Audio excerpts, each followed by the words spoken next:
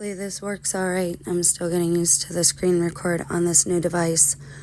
So we have a new malfunction.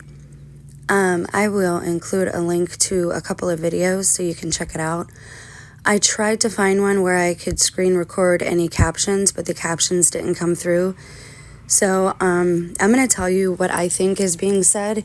I don't really believe in implanting ideas into people's heads, but at the same time, this goes back to Trump and Winona and Martin Lawrence and Biden. And Trump is the most important one right now, especially considering the photos I showed of him standing with Musk. Again, they think that they're funny and that people won't notice these things, but now they're showing things almost indiscriminately, so I can't really decide. They're probably going to do damage control and try to make it work to their advantage, but anyways, the deception is just ridiculous, whether they are robots or trying to fool people.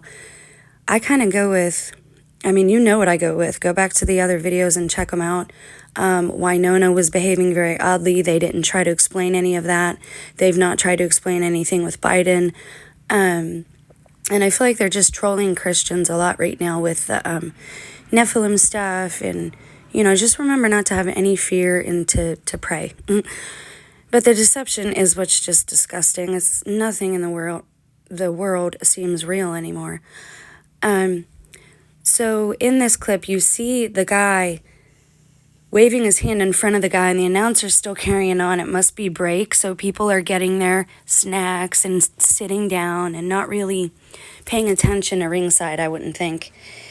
And you hear him, you see him wave his arm up a couple of times, and then he comes back down and brings it back down, and he says,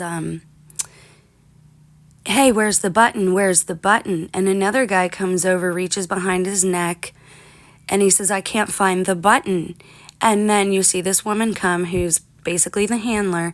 She comes over, pulls his arm down, kind of smiles at him and says, hey, there he is, squeezes his hand, and then she does this test thing.